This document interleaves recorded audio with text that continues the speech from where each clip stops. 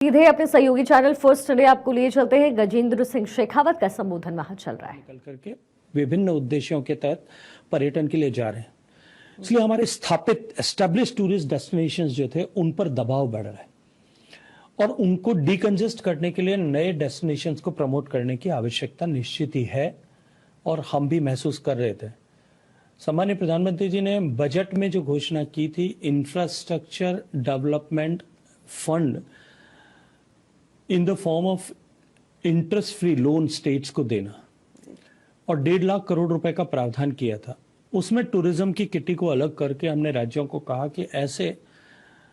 Potential वाली जगह जहां नए टूरिस्ट डेस्टिनेशन डेवलप किए जा सकते हैं उसके प्रोजेक्ट बना करके राज्य सबमिट करें। मुझे प्रसन्नता है कि राज्यों ने लगभग $1 बिलियन वर्थ के प्रोजेक्ट्स ऐसे सबमिट किए हैं जिन पर हम आगे काम कर रहे हैं। भारत में जिस तरह से कल्चरल डाइवर्सिटी है, जिस तरह से कुजीन की डाइवर्सिटी है, जिस तरह की ज्योग्राफिकल डाइवर्सिटी है, जिस तरह के कस्टम्स की डाइवर्सिटी है, कॉस्ट्यूम्स की डाइवर्सिटी है, गैस्ट्रोनॉमी की डाइवर्सिटी है, इन सब के देखते हुए भारत में अपार संभावनाएं नए पर्यटन के केंद्र बनने की हैं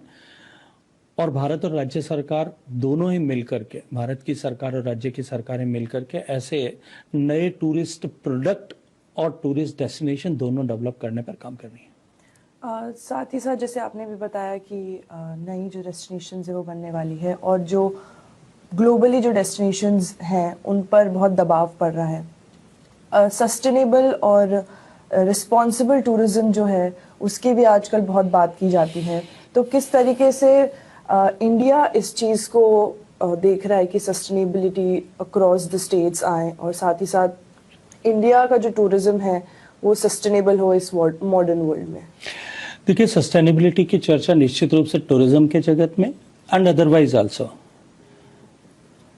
बहुत गंभीरता के साथ में विश्व के हर पटल पर, हर प्लेटफॉर्म पर हो रही है। जहां तक टूरिज्म का प्रश्न है, मैं इसे 2 दृष्टिकोण से देखता हूं, एक डिमांड साइड से, दूसरा सप्लाई साइड से। अगर मैं सप्लाई साइड से देखूं तो सरकार ने विभिन्न योजनाओं के माध्यम से टूरिज्म को और सस्टेनेबल बनाने के दृष्टिकोण से काम किया है। मैं एक उदाहरण आपके सामने रखता हूं। जो होटल चेन या सर्विस प्रोवाइडर सस्टेनेबल प्रैक्टिसेस को अपनाते हैं, ज्यादा रिस्पॉन्सिबल प्रैक्टिसेस को अडेप्ट करते हैं, उनको हम जिस तरह से होटल्स को फैसिलिटीज के आधार पर स्टार रेटिंग दी जाती है, 1 सितारा, 2 सितारा, 3 सितारा, 5 सितारा होटल, हमने उसी तरह से ग्रीन लीफ रेटिंग देना शुरू किया है। एंड द प्रॉपर्टीज, होटल्स और the institutions in the tourism